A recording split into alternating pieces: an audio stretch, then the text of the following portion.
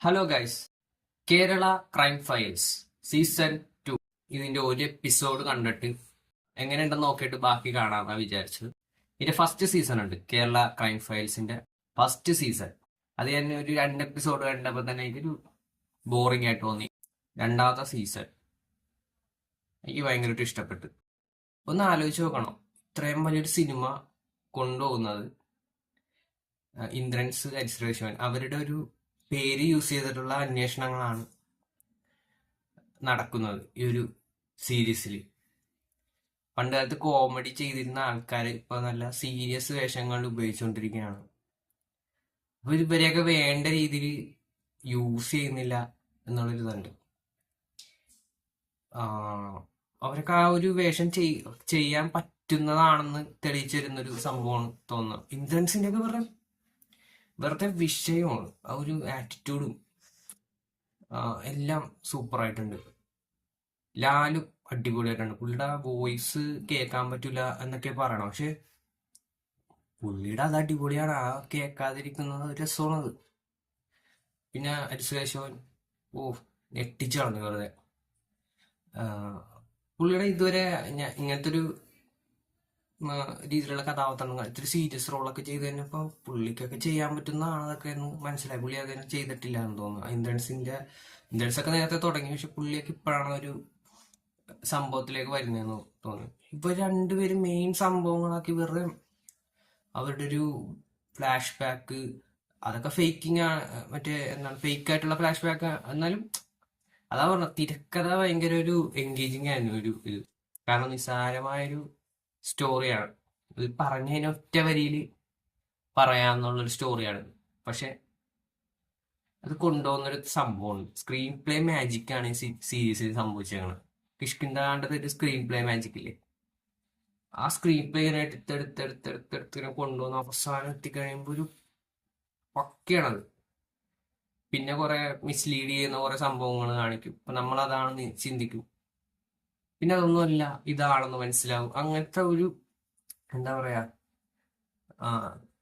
ഇത് എനിക്ക് തോന്നിയ ഒരു സംഭവം ക്ലീശേ ബ്രേക്കിംഗ് ഉണ്ട് ഈ സിനിമ. കാരണം എങ്ങനെ കൊന്നുവെന്ന് ഉള്ളത് കാണിക്കുന്നില്ല.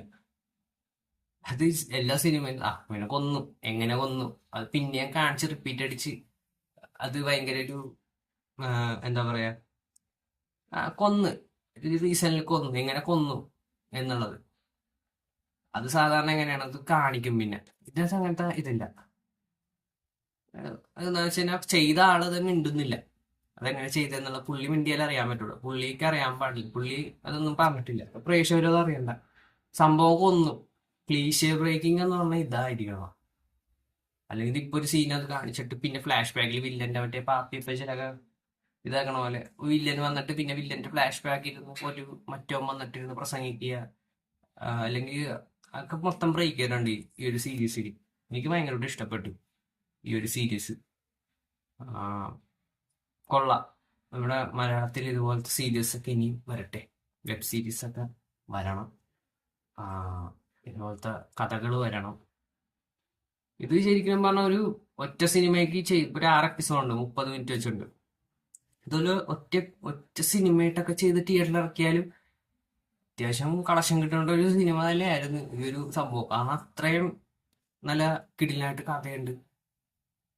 ഇത് ഈ സീരീസിന്റെ ഒരു പ്രത്യേകത എനിക്ക് തോന്നിയ ഒരു കാര്യം എന്ന് പറഞ്ഞാൽ, ഇത് 7 എപ്പിസോഡിൽ നിന്ന് കണ്ടു തുടങ്ങിയാലും നമുക്ക് കഥ മനസ്സിലാവും. അവസാനത്തെ എപ്പിസോഡ് ഒഴികെട്ടോ, അവസാനത്തെ പിന്നെ ക്ലൈമാക്സ് ഉണ്ട്. അതൊഴികെ ഒരു 5 എപ്പിസോഡ് നമ്മൾ ഏത് ഇതിരുന്ന് കണ്ടാലും ഏത് ഓർഡർ വെച്ച് കണ്ടാലും ഇതിന്റെ കഥ മനസ്സിലാവും. ആ ഒരു രീതിയിലുള്ള സ്ക്രീൻ പ്ലേ ആണ് അതിനകത്ത് ചെയ്തേക്കണം. അത് ഭയങ്കര അത്ഭുതമായിട്ട് തോന്നി. കാരണം ഏത് എപ്പിസോഡ് നമ്മൾ ഇടയ്ക്കുന്ന് കണ്ടാലും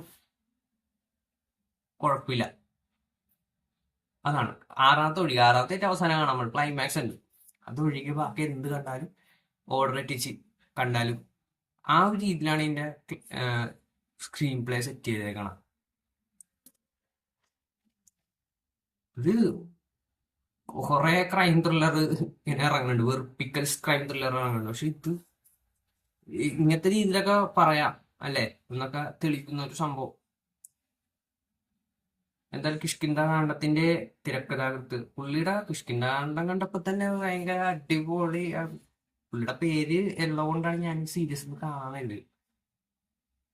കാലക്കി കളഞ്ഞു പറഞ്ഞത് വിഷയം. അപ്പോ അത്രേ ഉള്ളൂ. ബൈ.